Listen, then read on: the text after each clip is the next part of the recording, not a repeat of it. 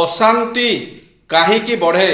ନିଜ ଇଚ୍ଛା ଅନୁସାରେ କାର୍ଯ୍ୟ ନ ହୋଇପାରିଲେ, ଗୋଟିଏ କଥାକୁ ଗଭୀର ଭାବରେ ଚିନ୍ତା କଲେ, ଆତ୍ମାକୁ କିଏ ଯଦି ଆଘାତ କରେ, ବୁଝାମଣାରେ ସାମଞ୍ଜସ୍ୟ ନ ରହିଲେ, ସ୍ୱାସ୍ଥ୍ୟ ଠିକ୍ ନ ରହିଲେ, କଳି ଝଗଡ଼ା ଲାଗି ରହିଲେ, କିଛି ଅଘଟଣ ଘଟିଗଲେ, କାମ କ୍ରୋଧ ଓ ଲୋଭକୁ ଦମନ ନ କଲେ, ପେଟ ଭିତରେ ବହୁତ କଥାକୁ ଚାପି ରଖିଲେ, ବିନା କାରଣରେ କିଏ ଆପଣଙ୍କୁ ଦୋଷୀ କଲେ, ନିଜର ଭୁଲ ନିଜେ ଜାଣି ନ ପାରିଲେ, ସବୁବେଳେ ଗୋଟିଏ ସ୍ଥାନରେ ଚୁପଚାପ ବସି ରହିଲେ, ସ୍ୱାମୀ ସ୍ତ୍ରୀ ମଧ୍ୟରେ ମତ ପାର୍ଥକ୍ୟ ଦେଖାଦେଲେ, ପିଲାମାନେ ଅବାଧ୍ୟ ଓ ଅଯୋଗ୍ୟ ହେଲେ, ନିଜର ସ୍ୱାଧୀନତା ହରାଇ ବସିଲେ, ଭାଇମାନଙ୍କ ସହ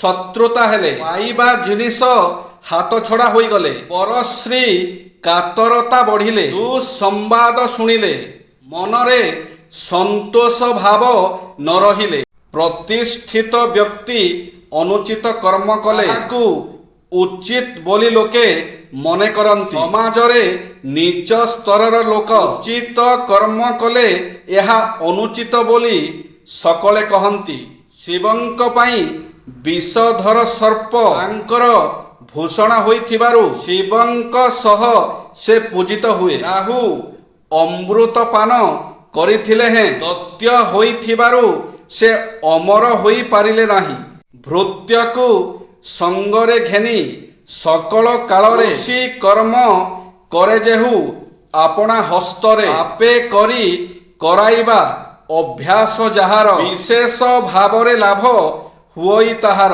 ଯେଉଁ ପ୍ରାଣୀ ନିଜେ ନ କରିଣ ଅନ୍ୟ ହସ୍ତେ କୃଷି କର୍ମ କରେ ଅର୍ଦ୍ଧ ଲାଭତା ସନ୍ତତେ, ଏବେନି କଥାକୁ ତେଜି ଅଳସ ଭାବରେ, ଯେଉଁ ପ୍ରାଣୀ ବସି ରହେ ନିଶି ଦିବସରେ ଅନ୍ନ ବିନା ହାହାକାର ହୋଇଣ ନିରତ, ତେ ଦେଇ ସହୁଛ ହେତୁବନ୍ତ।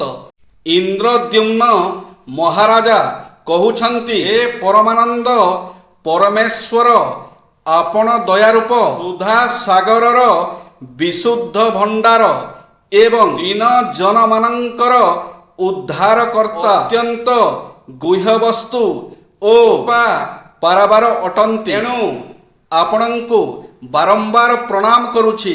ଆପଣ ଆଲୋକଦାତା, ସୂର୍ଯ୍ୟ ପ୍ରଭୃତି ଜ୍ୟୋତିର୍ମୟ ବସ୍ତୁର ସାକ୍ଷାତ ଜ୍ୟୋତି ସ୍ୱରୂପ, ଅର୍ଥାତ୍ ଆପଣ ଆଲୋକର ମଧ୍ୟ ଆଲୋକ, ଦିବ୍ୟ ଜ୍ୟୋତିର୍ମୟ ପରମାତ୍ମା, ଲୋକମାନଙ୍କର ହୃଦୟସ୍ଥ ପାପ ଦହନ କରିବା ପାଇଁ ଅନଳ ସ୍ୱରୂପ, ଆପଣ ପବିତ୍ର ବସ୍ତୁର ମଧ୍ୟ ପବିତ୍ରକାରୀ, ତେଣୁ ଆପଣ ପରମ ପବିତ୍ର ଅଟନ୍ତି। ହେ ପ୍ରଭୁ, ଆପଣଙ୍କ ପଦ ପ୍ରାନ୍ତରେ ବାରମ୍ବାର ନମସ୍କାର।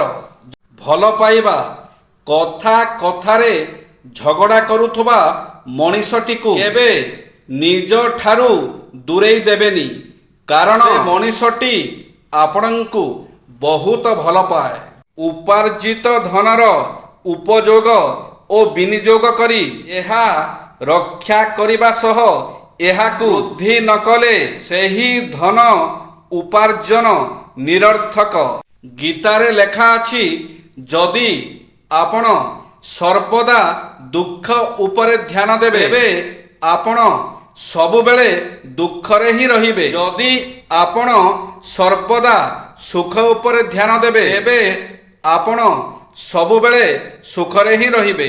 ମୁଁ ବୁଝି ସାରିଛି, କାହା ପାଇଁ ରାତିରେ ନ ଶୋଇ ଆଖିରୁ ଲୁହ ଝରେଇଲେ ସେ କେବେ ନିଜର ହୋଇଯାଏନି, ହେଲେ ଅମାନିଆ ଲୁହକୁ ବି ବୁଝେଇ ହୁଏନି। ବା ଜାଣିଥିଲା, ଯେଉଁ ଆଖିରେ ତାକୁ କି ସୁନ୍ଦର ସ୍ୱପ୍ନ ଦେଖିଥିଲା, ସେ ସ୍ୱପ୍ନ ଦିନେ ଆଉ କାହାର ହେଇଯିବ, ଆଉ ଏ ଆଖିରୁ ନିଦ ହଜିଯାଇ ଲୁହ ଝରିବ।